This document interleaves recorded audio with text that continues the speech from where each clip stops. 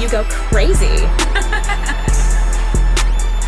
Друзья, всех приветствую! Сегодня в этом обзоре мы с вами рассмотрим 3 новых аудиофильских кабеля для внутриканальных наушников от новой компании TRK PLST. И, конечно же, как всегда, подробно поговорим с вами о самом главном, о том, как именно они влияют на звук и для каких наушников лучше всего подойдут. И все 3 этих кабеля мне пришли вот в таких вот фирменных кейсах.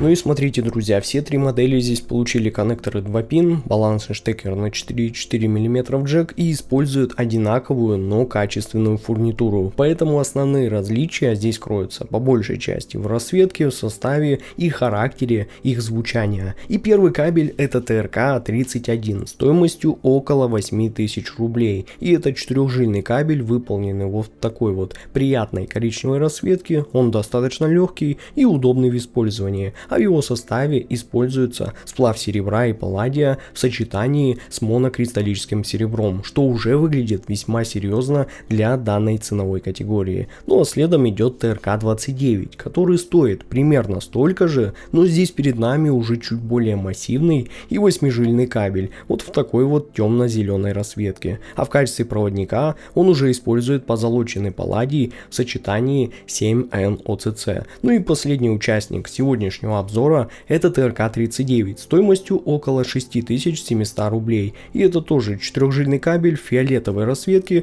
который тоже оставляет очень приятное впечатление по качеству исполнения. А в его составе используется сплав серебра и палладия вместе со сплавом меди и палладия, что для этой стоимости, ребята, выглядит более чем интересно. Ну а теперь давайте мы перейдем к самому интересному, а именно к тому, как все это будет отражаться на звучании. Ну и начну я, пожалуй, с TRK-31, потому что именно этот кабель произвел на меня самое сильное впечатление, поскольку с ним звук становится заметно чище, прозрачнее и просторнее, и особенно это хорошо слышно на наушниках с изначально теплой или слегка затемненной подачей, где как раз таки не хватает как воздуха, так и открытости в звучании. При этом низкие частоты с ним сохраняют хорошую массу и глубину, но становятся уже более собранными и точными, без какой-либо размытости и с более лучшей текстурностью. А вот середина раскрывается особенно интересно, поскольку вокал теперь звучит чище, легче, инструменты лучше отделяются друг от друга, ну а сама музыка за счет этого воспринимается уже более свободной и прозрачной. А вот высокие частоты получают прям явно дополненную ясность и прозрачность, за счет чего появляется как раз таки больше мелких деталей, каких-то послезвучий и различных всех разных нюансов записи. При этом подача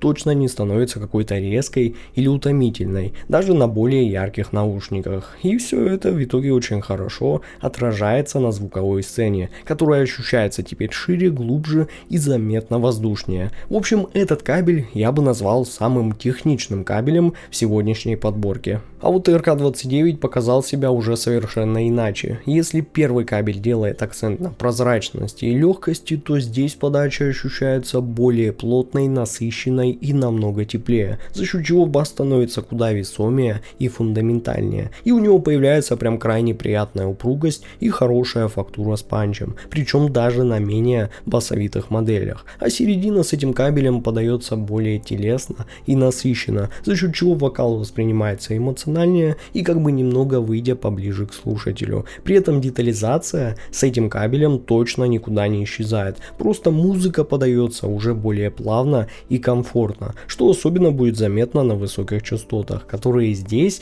чуть будут спокойнее, чем у 31-го, но при этом они тоже сохраняют хорошую проработку и читаемость. И как по мне, именно поэтому он отлично подходит для изначально ярких или излишне энергичных по подаче наушниках, поскольку с ним звук получается очень таким музыкальным и, самое главное, более приятным для длительного прослушивания. Ну а кабель TRK-39 занял самую интересную позицию между двумя предыдущими моделями, поскольку он не стремится быть самым прозрачным или самым теплым, а скорее старается объединить все сильные моменты обоих подходов. Низкие частоты становятся с этим кабелем более собранными и рельефными, и появляется такое прям отличное ощущение структуры и контроля даже на изначально очень басовых наушниках, а средние частоты прям реально радуют чистотой и хорошей разборчивостью, при этом сохраняя естественную телесность инструментов и вокала. Но высокие частоты с этим кабелем звучат прям открыто и детально, добавляя музыке больше легкости и воздуха, но не уходя в какую-то излишнюю яркость. И за счет этого подача получается прям очень такой сбалансированной и универсальной. И за счет этого этот кабель уже в целом я могу рекомендовать вам под абсолютно разные по подаче наушники. И для этой цены, как по мне, он прям слишком хорош. Ну а если подводить итог, то каждый из этих кабелей получился интересным по-своему. 31 отлично подойдет тем, кто любит максимальную прозрачность, воздух и техничную подачу. 29 понравится тем, кто ценит уже более такой насыщенный, плотный и музыкальный характер звучания. Но 39 выглядит крайне универсальным вариантом, который старается сохранить хороший баланс между детальностью, комфортом и естественностью подачи. В общем, друзья, на этом у меня на сегодня все. Я очень надеюсь, что этот обзор был для вас, как всегда, полезным и помог вам лучше понять реальные различия, которые существуют между этими кабелями. Всем спасибо за просмотр, всем отличного звука, хорошего настроения и до скорых встреч уже в новых обзорах.